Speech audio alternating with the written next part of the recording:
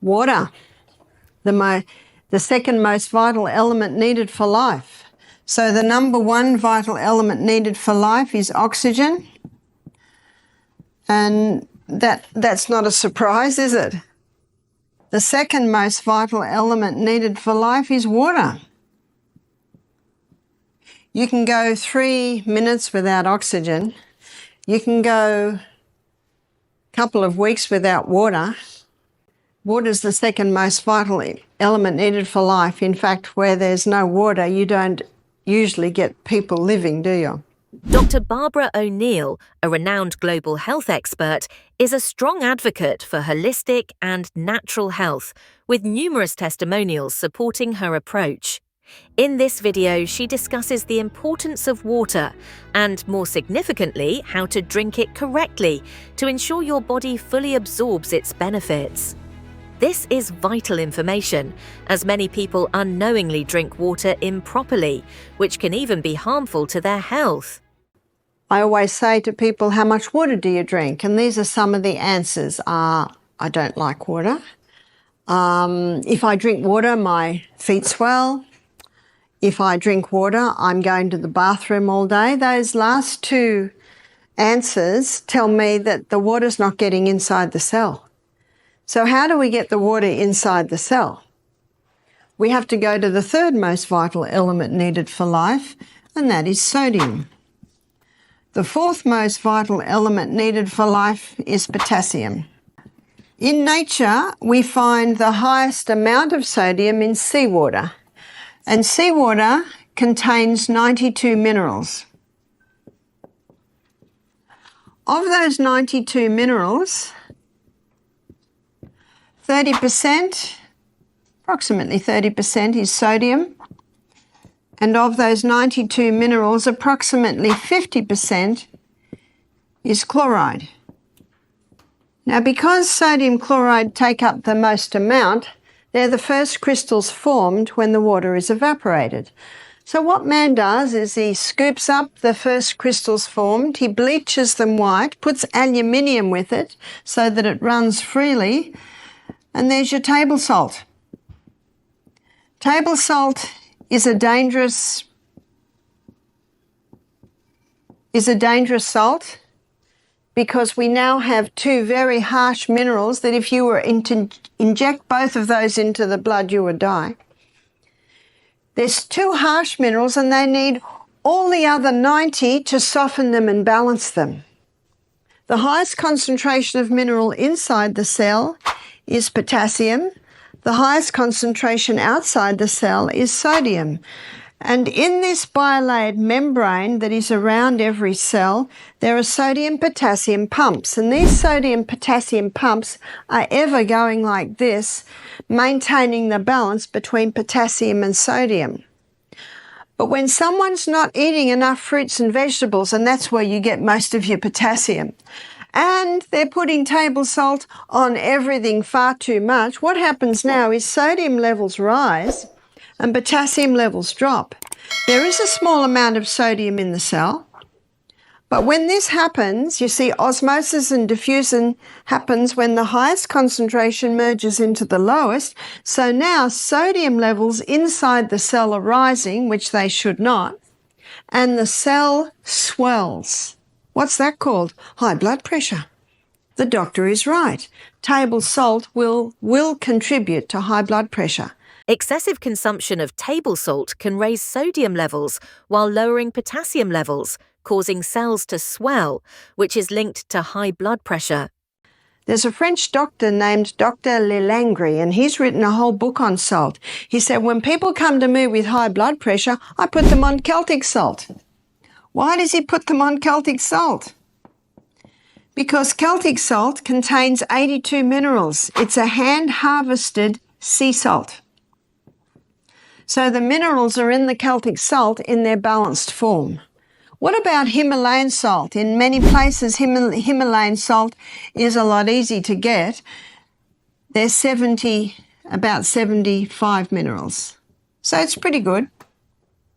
But I prefer the Celtic salt. And one reason is that the Celtic salt has 3 magnesiums. It contains magnesium chloride and magnesium bromide and magnesium sulfate. Magnesium is a water-hungry molecule, and this explains why the Celtic salt is such a moist salt, especially when we've had a lot of rain, because those three magnesiums absorb the moisture. And because magnesium is a water-hungry molecule, it can be used to help the water get into the cell. Dr. BarbaraONeill suggests using Celtic salt, which contains 82 minerals, as a solution for high blood pressure. She prefers it over Himalayan salt because it offers extra forms of magnesium that aid in cell hydration. So when you take a crystal of Celtic salt, put it on your tongue, and some say, how big's a crystal? Well, if you've got high blood pressure, start small, about the size of a sesame seed. I don't have high blood pressure, so I might have about 3 times little sesame seeds. Put it on your tongue, your mucous membranes start absorbing the minerals. The magnesium is taken to the cell membrane and you drink your water, and that magnesium pulls that water inside the cell. It's the quickest way to hydrate a body. The only time excess water drinking can be dangerous is if people drink too much at once and don't have the minerals that are in the Celtic salt to pull that water inside the cell. I've had people complain to me, they say, I'm drinking more water now and now I'm going to the bathroom all day. So I say, are you having the salt? Have a little crystal before every glass of water. And ideally we should be having approximately 8 glasses of water a day. And then I say to them, and don't drink a whole glass at once. I think I mentioned earlier, I drink half a glass as soon as I get up. I go to the bathroom, I drink another half glass. Then I get dressed and have another half glass. But when I start every glass, I have that little bit of salt. So you spread the water over the day. And many people have said to me, thank you so much, that has made a big difference. See, huge water in, it's not long before huge water has to come out. It's like watering a plant. And look how God sends the rain, little by little by little. And when there's a tornado, when there's a torrential downpour, that's when the soil gets washed away and flooding can happen. So remember that with your body. Take it little by little by little by little. It is the best way to take it. If people find themselves urinating frequently after increasing their water intake, it could be due to not using Celtic salt. It's more effective to sip water gradually throughout the day and add a small amount of salt to each glass, as this method helps maintain proper hydration. And did you know that sodium chloride is so strong it can kill the taste buds? Have you seen people that eat table salt? They put it on everything and they put it on before they've even tasted it. Well, no wonder their taste buds are dying. Whereas Celtic salt, with all of its minerals, it enhances the flavour of the food. Now, the red lentils we had this morning, a few people have said, what's in this? I've even served it at my house at breakfast and people have said, is there chicken in this? And I know why they say that. It's because it's so flavoursome. Well, it has a little olive oil, some herbs, nice if you can get fresh or Italian herbs, and some Celtic salt and a bit of turmeric. That's it. I rinse it very well. It must be rinsed well first. And I do that just before it's fully cooked. And yet, as you can see, it's delicious. Dr. BarbaraONeill explains that table salt, because of its harsh qualities, can damage taste buds, whereas Celtic salt enhances the flavour of food. So sodium not only is required to get the glucose into the blood, it's also required to get the water into the cell. So it's sodium. It's the third most vital element needed for life. And you can get that information on the 4 vitals in any anatomy and physiology book, chemistry book, biology book. I'm just giving you the facts here. So as you can see, water is very important. But so is the salt. And again, the potassium is found in all your fresh fruits and vegetables. Calcium cannot get into the cell by itself. It needs vitamin D. When vitamin D is present, the calcium is pulled inside the cell. But you just imagine for a moment, and this is happening in America a lot today, people are not drinking enough water. They're not having the whole salt, and they're definitely not having many greens, which is where your magnesiums is. So the little bit of water they're having is not getting inside the cell. They don't go out in the sunshine because they're scared of getting skin cancer. So they're not getting their vitamin D, so the calcium can't get in and the minerals can't get in. And they're trying to lose weight, so they've listened to a lot of the media hype that you've got to stop the fat because fat will make you fat. So they're on a high carbohydrate diet. Remember what fat will do? It'll give you satisfaction or a satiation, a full feeling. But if you're not having any fat, you just eat and eat and eat and eat and eat and eat. The whole packet of cookies goes, the whole chips go. There's not a sign in your body that says enough. It's the fiber, protein, and the good fats that will give you that sign. So they're on a high carbohydrate diet, thinking that if they go fat-free, they'll lose weight. And can you see what's happening? The water can't get in, the minerals can't get in, the glucose can't get in, and the body says, what are we going to do? Because remember, this is the CBD of the human body. What are we going to do? And the body says, we've got one last thing up our sleeve. We'll just force it into the cell. That's high blood pressure. So high blood pressure can be a result of dehydration. It can be a result of mineral deficiency, magnesium deficiency. It can be a result of vitamin D deficiency. It can be a result of a high carbohydrate, high sugar diet. It can be a result of inactivity. So there's a whole lot of things that can come together to contribute to high blood pressure. And I'd like to take you inside and look at a few body functions and how they're affected by dehydration. So let's begin at the mouth. Did you know that in a state of chronic dehydration, too much saliva is produced?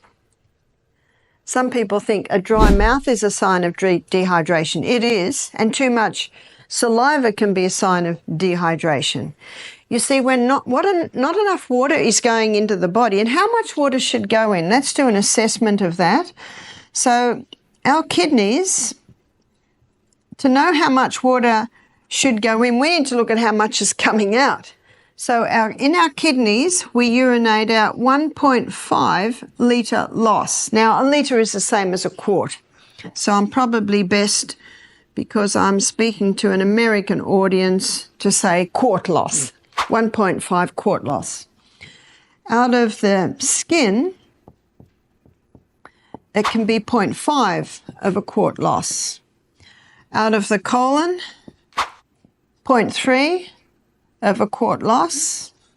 And out of the lungs, it's about a 0.2 of a quart loss. So that equals 2.5 quart loss every day. So 2 quarts is 8 cups. So that's 10 glasses, 8 ounce glasses of water a day is lost out of the body.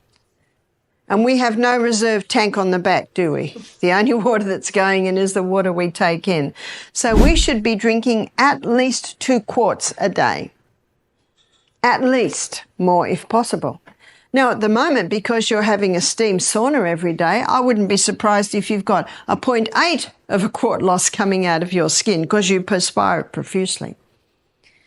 The other half can come in your fruits and your vegetables, maybe your herb teas, vegetable juice through the day. So that's how much water we need. And Dr. Batman Geheldi, he showed that the first place that we feel that water loss, if we're not replacing the water, the body goes into a form of drought management, and it releases a hormone to manage this drought management. It's called histamine. And if someone has an allergic response to something, what are they given? Antihistamines. You know the best antihistamine is just water. daily water loss can be substantial, especially with activities like using a sauna. To make up for this, it's important to stay hydrated by drinking water and consuming healthy juices and foods. Proper hydration supports bodily functions and helps prevent the release of histamine. So the first place that water is taken from to try and maintain full blood volume in the veins and arteries is the lining of the stomach. We have a thick mucosal wall lining the stomach, and so now we've got a very thin mucosal wall. Now in that mucosal wall there's sodium bicarbonate, and the sodium bicarbonate is in the mucosal wall to neutralise any stomach acid that might try and get through, and basically protect against stomach ulcers. So what is a stomach ulcer? It's basically a breakdown of the tissues. When we smell food and we start to chew food, hydrochloric acid, here's hydrochloric acid is released. And hydrochloric acid connects with pepsinogen to release pepsin, which breaks down protein, but hydrochloric acid does something else. It's antifungal, antibacterial. And so it has the ability to wipe out these guys. And just as hydrochloric acid is considering going down and wiping these guys out, he has a big glass of water. And what does water do to hydrochloric acid? It just dilutes it. So Helicobacter pylori is chomping away at the dead tissue, and it goes, whew, that was close. Chomp, chomp, chomp. When someone comes to me with Helicobacter pylori, one of the first things I do is increase their hydrochloric acid. Because if you increase the hydrochloric acid, remember what one of its roles is? Antibacterial, anti-yeast, antifungal. Now, I'm not criticising the doctors that discovered that Helicobacter pylori causes stomach ulcer. It is there. It does play a role. But why is it there? Our brain cells shrink when they don't have enough water. Headaches are common when we don't have enough water. Negative thought patterns can develop when our brain cells don't have enough water. I can get my hand to go in and out like that without pain because around every joint there's fluid. And that fluid is synovial fluid, and it is 99% water. In a state of dehydration, the body can take some water from there to maintain full blood volume in the major arteries and veins. And so if I have pain in there, maybe it's called arthritis, but actually maybe it's just a state of dehydration. Our eyeball moves around in water, so we need water at every single step. Also, our lungs. Now, at the bottom of our lungs, I'll draw you a small picture of our lungs so that you'll understand this. So here's our lungs here. That's one lung. So your trachea splits and comes down, and then it splits again into little bronchioles. It's quite a process. And then at the end of every bronchiole, looks like a little bunch of grapes, but they're alveoli. So at the end of the bronchioles, you've got the alveoli, and this is where the gaseous exchange takes place. Over every alveoli, there's a little blood capillary network, and it is in that blood capillary network where the oxygen is picked up from the alveoli, and the blood drops the carbon dioxide and we breathe out. In every alveoli, there's a minuscule droplet of water. And because of the surface tension of water, when you breathe out, that little alveoli collapses, which allows all the carbon dioxide, the majority of it, to be breathed out, so that now when you breathe in, you can breathe in more oxygen. In a state of dehydration, that little droplet of water is not as it should be, which means that doesn't totally collapse when you breathe out, which means you can't get your full quota of oxygen. The blood gets very thick in dehydration. Our blood needs to be nice and thin so the heart can pump it easily, so that the little filtering units in our kidneys can filter it with ease. So water is needed for every single body function. That's all for today, everyone. Remember, water is essential for all bodily functions, and staying properly hydrated is key to maintaining good health and supporting your body's processes. How do you stay hydrated? Let us know in the comments, and don't forget to like and subscribe to our channel. Thanks for watching. See you in the next video.